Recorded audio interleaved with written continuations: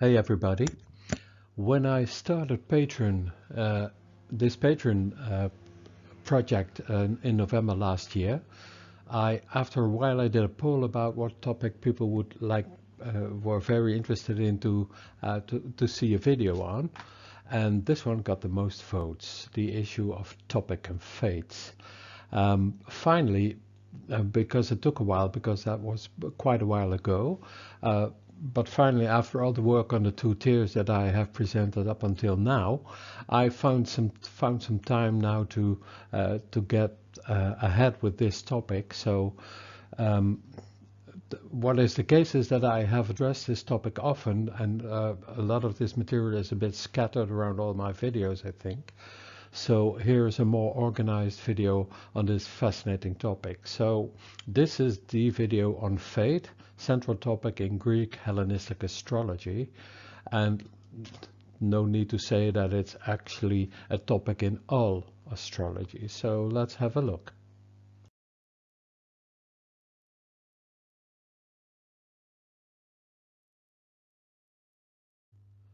Now, in the discussion about fate, it's always the controversy between fatedness and free will, and that is sort of a flattened discussion because it's very one-dimensional. There's either fate or there's free will, and there's nothing in between. But if you look at the many Greek fate words, as I've shown in this slide, then there is much to tell about how we can address the things happening in our life that we normally associate with fatedness.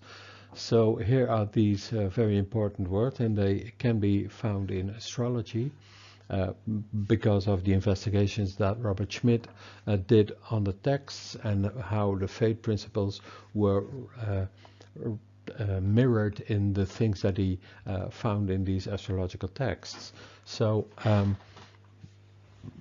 a very important term is Moira, which is actually best translated as portion, but it's a general fate word in Hellenistic times. So portion, and the interesting thing is that a portion is also the term for what we now call a degree in astrology.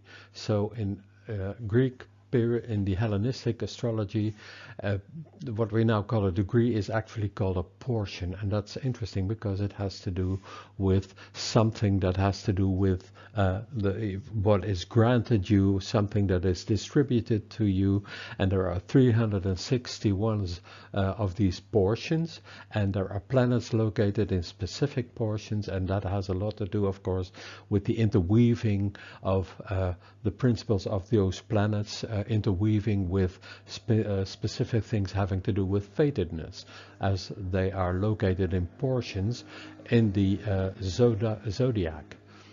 That's very interesting word, a very important word, and very loaded word. Another word is ananke, which is translated as necessity. I will be getting back to these words. Hymarmene is also a very important one because that is the principle of things that is your due. What is apportioned to you? What is your lot in life? And that has to do with how something is distributed, how it is apportioned out to the native. And again, a very loaded word in Greek philosophy and also in Greek astrology.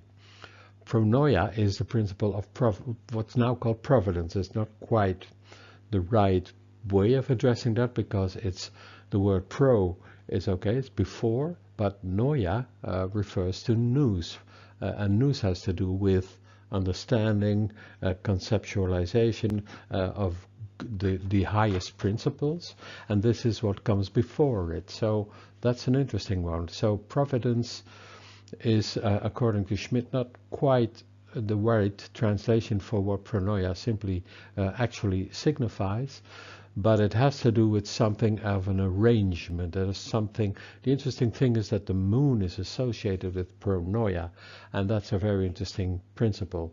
uh, for to take note of, because the moon, of course, has to do with all materialistic principles. It's the significator of your body. It's a signification of everything that grows under the influence of the sunlight. So there is a very important thing going on with this association between pronoia and the moon, of course, and in the bigger picture that has perhaps very strong metaphysical connotations. So that is also a pretty loaded word. The daimon is also a fate word, and I will be getting back to that because we all have a specific daimon that has a lot to do with who we are and what our character is and what our personality is. So that, of course, has a lot to do with the idea of free will, of course, because our daimon instructs us or has an influence on us in choosing the things we like to do, etc. So yeah, daimon. And then another one is Tyche, which is the most loaded word in Greek astrology and philosophy, has to do with chance, fortune, being struck by something, which is a very important principle having to do with what we now call coincidence. But it's not quite coincident, because it's not simply chance, simply because in astrology this has a lot to do with something having to do with our nativity and our natal chart. So yeah, so interesting. There are many Greek fate words, as you can see, and to be a bit more cynical, you might say that is all about the art of suffering, because everybody associates fate with suffering. But when you replace the word fate with fortune, then there is then it's a more subtle principle, because fortune can be either good or less good. So then it's more neutral term, fortune. It's a better word for it. So let's talk about fate. Let's investigate this interesting principle having to do so much with our astrology, but also with life in general, because fate has a lot to do with who we are and how we experience life and the things coming our way. So yeah, what is fate? I will be addressing that, and of course, fate is the mother of inventions. Oh, sorry, I mean the mother of astrology. In our investigation of this principle, astrology plays a very important role, but we'll get to that. We can also ask ourselves the question, what is fate? We're addressing that, but also where is it? And you can say that it's in you, but it's also outside of you. And the outside, we've talked about that, but the inside is also very interesting. So there's this very interesting song. I forget who sung it. Free your mind and the rest will follow. Free your mind and the rest will follow. So yeah, that's a very interesting take on the idea that you can free your mind of what? Yeah, all sorts of prejudice and whatever, and then the rest will follow. When you change that, you can also get different experiences, and that's really true. So, but there's this very interesting take, which is often quoted in all sorts of astrology, even astrology where this is never met. It's also said that character is destiny, and Heraclitus said that. But the true definition, as was given, I believe, by Robert Schmidt, is a man's behavior is his daimon. And then we are right back in the middle of all sorts of fated principles and fate words. So let's have a closer look at that.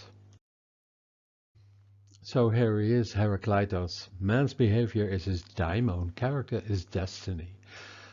A quote from this Dutch book, it's actually a quote from, I believe, an American philosopher, and he said this: a daimon is a different kind of fate, more personal, more akin to what we would now call character. But that does not mean that with this daimon one would transcend fate. It is fate on a smaller scale, a human scale. It is a necessity that is now localized within man, but nevertheless remains a necessity. That's a bit of let's say, a bit of, well, I cannot find the right word. It's a bit of encrypted terminology. So let me say something about that. So, this somewhat philosophical formulation suggests that our daimon apparently has some necessity, ananke, as its basis. And necessity is a fate concept, suggesting a cause and effect logic in things that happen to us. So, in fate phenomena, we often look first at consequences, the events, the issues and things that happen to someone. We see these as consequences of something, and in the daimon concept, the cause, though probably still opaque and unsuspected, is sought in the mind that caused them, through a choice. In this case, one's own mind, you, yourself in other words, it's your daimon, right? With that, we can say that the free exercise of will actually has a fate correlation as well. It can be seen as a sort of a compulsion, a necessity, coming from within you. You want something this way or that way. You hate it to do it in the other way or this way. You hate this, you like that. You want to do it this way or that way, or leave it in this way or that way. So, in other words, in that sense, your free will can also be said to be something you force on your life. You force on people, on situations, etc. And the strange thing is that you claim this as your personal freedom. So it will be clear that our character, you can say our soul or our psyche, is the most intimate and unique and individual thing having to do with us as a person. And we take for granted that our soul, the nature of our psyche, and characteristics of our personality largely drive and determine our life's choices. This is actually the core of what we perceive as individual freedom, which we also claim in the face of the more restrictive aspects of life.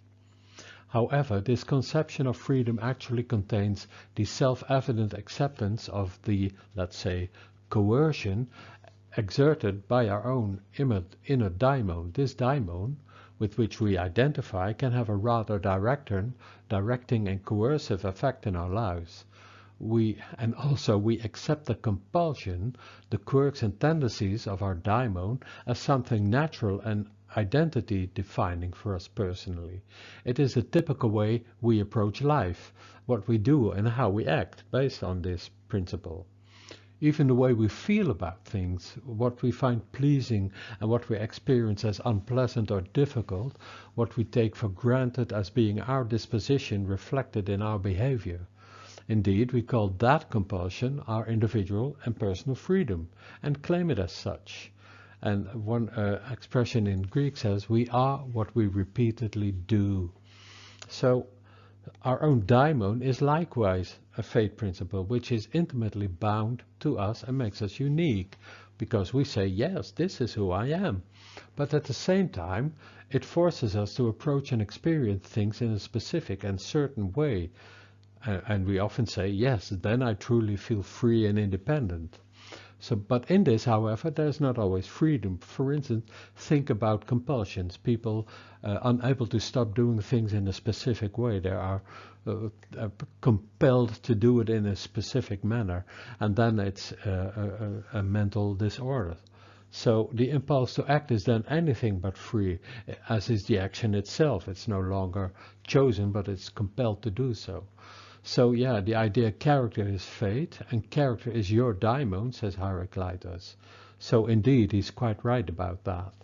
So here we have a fate concept that articulates and includes both the potentially unforeseen consequences and the necessary consequences and corollaries of one's own actions and choices.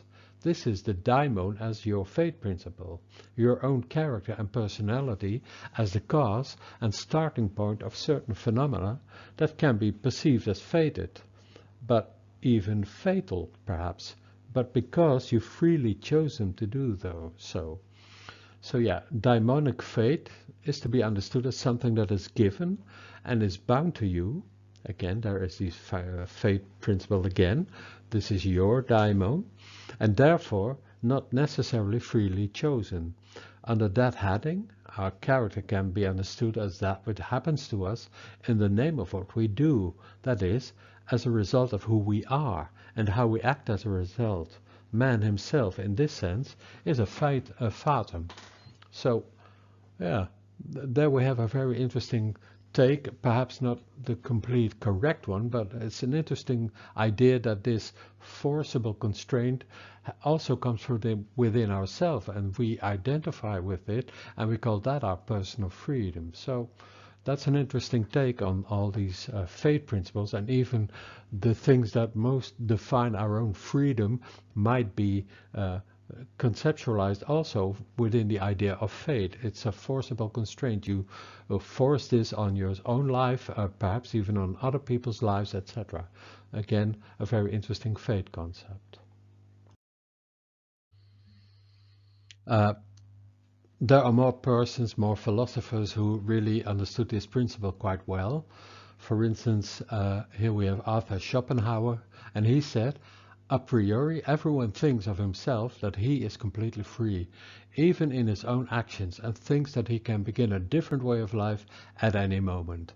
But a posteriori, afterwards, through experience, he discovers to his surprise that he is not free, but subordinate to necessity, that in spite of all his decisions and considerations, he does not change his course of action. Okay, well, that's is a pretty dark take on that, but again, this might be something that you experience in your own life as well. It's pretty difficult to change our habits, right? Here's an interesting one, a thing that popped up on Google a few years ago. Google fortune telling, and that of course resounds with us being astrologers.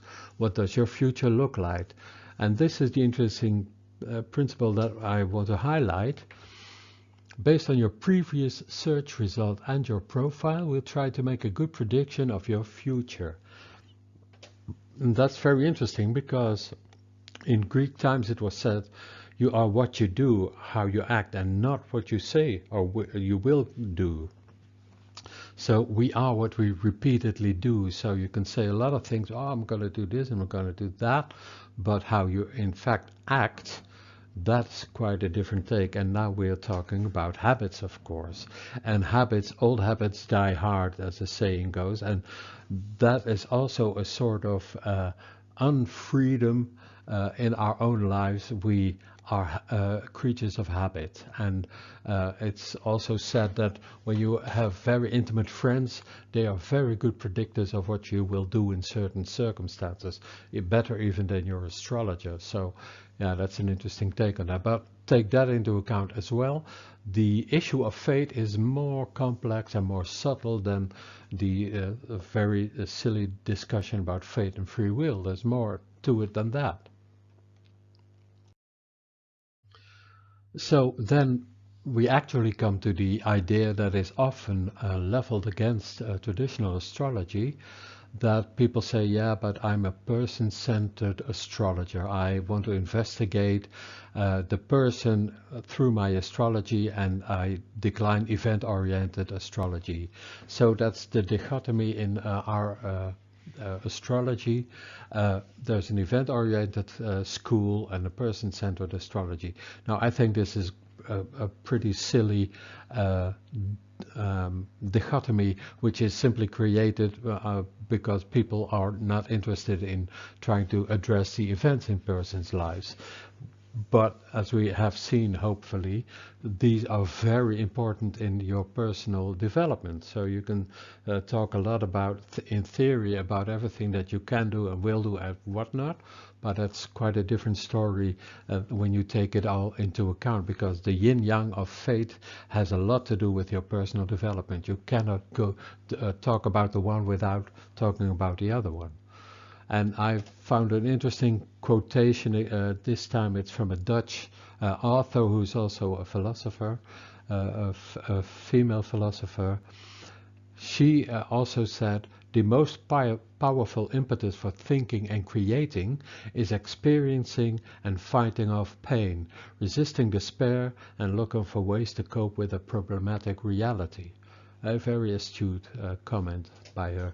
This is from Connie Palmen, a Dutch author, from her book Real Contact is Not Intended. She's also She writes non-fiction books as well as a philosopher, but also fiction.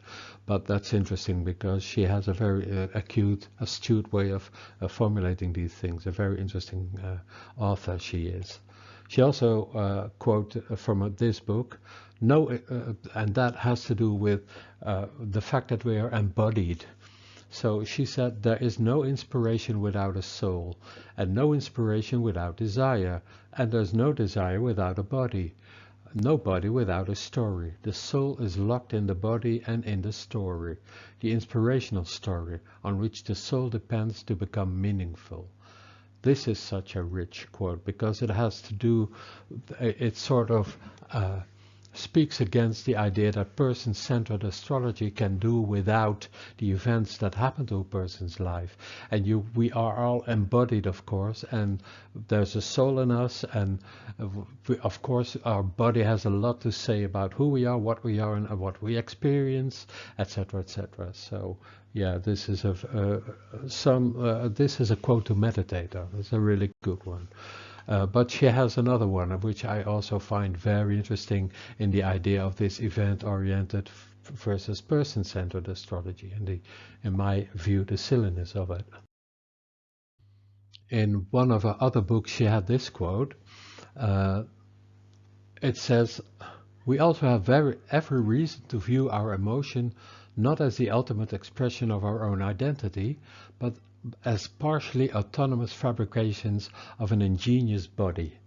Modern neurological science has provided us with knowledge about the workings of our brains and hormones and the influence they exert on our feelings and our actions, knowledge not available to the illustrious predecessors in self-examinations. For them, happiness was commonplace. For us, it's quite a complicated matter." So yeah, this is again the idea of mind and body. People who want to to make a very sharp distinction between them. Well, the question is if that is really possible, and this quote really addresses that pretty clearly. So we have to take that into account. So again, yes, event-oriented astrology and person-centered astrology are one and the same, simply because the events happening to you have a lot to do with you as a person, and that has a lot to do with what happens in your life and how you develop and how let's say, your mind develops because of everything that's happening to you.